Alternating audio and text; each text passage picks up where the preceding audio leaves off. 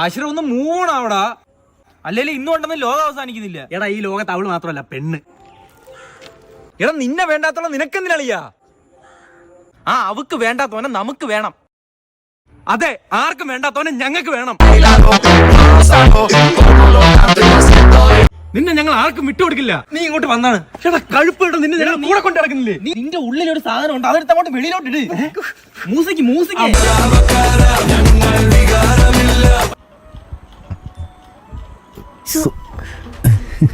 നീ പറഞ്ഞോ? ഇല്ല നീ പറഞ്ഞോ?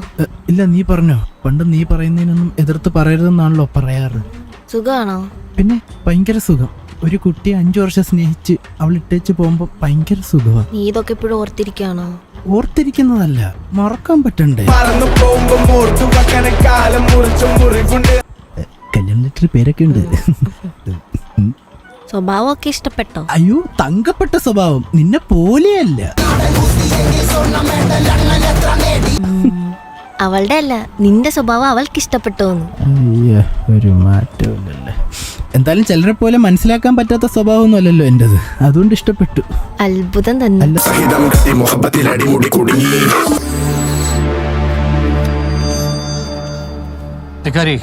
വീഡിയോക്ക് റെസ്പോൺസ് എങ്ങനെ ഉണ്ട്? 17 വ്യൂ. Any comments? 7 കമന്റ്സ്. വായിക്കേ. എണീറ്റ് പോടാ തിണ്ടി. First comment. പോസിറ്റീവ് കമന്റ്സ് ഒന്നും വന്നിട്ടില്ലേ?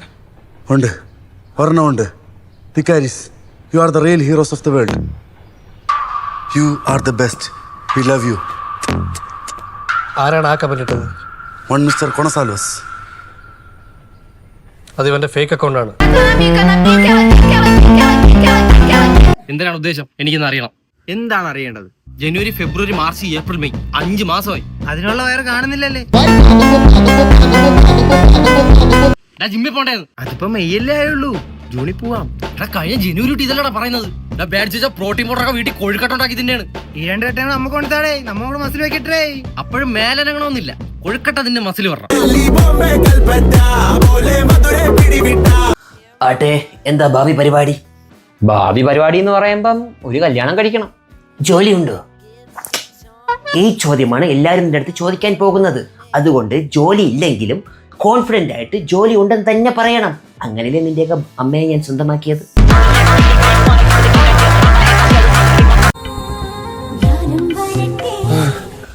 എല്ലാം സെറ്റല്ലേ? ഇനി അവളെ വിളിച്ചിറക്കിയാൽ മാത്രം മതി. അല്ല നിങ്ങൾ എങ്ങനെ പോകാൻ ഉദ്ദേശിക്കുന്നത്? അപ്പൂപ്പന്റെ സൈക്കിൾ എടുത്തിട്ടുണ്ട്, അതാകുമ്പോ ബാക്കിൽ ലോഡ് ഇരുത്താം. എന്നിട്ട് കുയിലിന്റെ ശബ്ദം ഉണ്ടാക്കിയാൽ മതി എന്നാ പറഞ്ഞ്.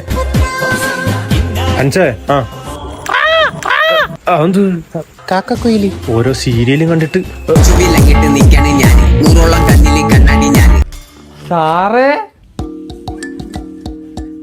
സാറേ നിന്നെ അന്ന് പഠിപ്പിക്കുമ്പോഴേ എനിക്കറിയായിരുന്നു നീ വലിയ നിലയിൽ എത്തുമെന്ന്. പല്ലുവേദനയുടെ ഗുളികയാണെന്ന് കരുതി ഏതോ ഒരു ഗുളിക എടുത്ത് കഴിച്ച ഗുളിക ഏതാണെന്ന് എനിക്കപ്പോൾ മനസ്സിലായില്ല. പക്ഷേ ഞാൻ തല ഇറങ്ങി ബോധം കെട്ട് വീണു. ബോധം വന്നപ്പോൾ പോലീസും കടയിലെ ഓണറും നാട്ടുകാരും ചുറ്റും നിൽക്കുന്നു. അപ്പോൾ എനിക്ക് മനസ്സിലായി പല്ലുവേദനയുടെ ഗുളികയല്ല ഞാൻ കഴിച്ചത്, ബോധം കെടാനുള്ള ഗുളിക കഴിച്ചതെന്ന്. നിനക്ക് ഏത് ഗുളികയാന്ന് വായിച്ച് മനസ്സിലാക്കാനുള്ള വിദ്യാഭ്യാസം പോലും ഇല്ലടാ. അതെങ്ങനെ? സാറല്ലേ എന്നെ പഠിപ്പിച്ചത്? ഉരുക്ക് പോലെ നിക്കണം നീ. ഇരുമ്പ് പോലെ, നിന്റെ അലയ്ക്ക് കുടികളി എന്തെങ്കിലും. ഒരു വലിയ ഡയലോഗ് ഒന്ന് പറഞ്ഞു തീർത്തോട്ട്. ഇരുട്ടായി. അവിടെ നിന്ന സൂര്യനായിരുന്നു, ഇപ്പൊ ഇവിടെ എത്തി. ആരേലും ഒന്നും ഇത് പറഞ്ഞു നിർത്തറ, ഭ്രാന്തെടുക്കുന്നു. വീട്ടില് തന്തയും തള്ളയൊക്കെ ഉള്ളതാണ് കേട്ടോ, അതുകൊണ്ട് ഞാൻ പോണു. Move on. ഒറ്റ ജീവിതമല്ലേ ഉള്ളൂ, ഞങ്ങള് മൂവ് ഓൺ ആവുകയാണ് കേട്ടോ. ശരി, നീ ഒത്തിരി അങ്ങ് മൂവ് ഓൺ ആയിപ്പോയി. ഇടയ്ക്ക് അവളെ കുറിച്ച് ഒന്ന് ആലോചിക്ക്.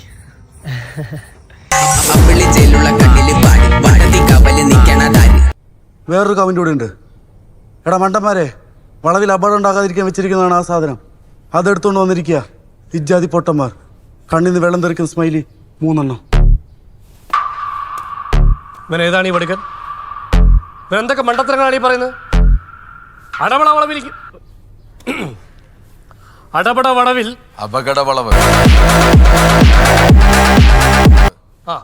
ആ പറഞ്ഞ വളവിൽ ഇതുപോലൊരു മിറർ കൊണ്ട് സ്ഥാപിക്കുകയാണെങ്കിൽ അതുവഴി വണ്ടി ഓടിച്ചു വരുന്ന ആൾക്കാർ പെട്ടെന്ന് മിറർ കാണുമ്പോൾ മുഖം നോക്കാനും മുടി ചീകാനൊക്കെ ശ്രമിക്കും.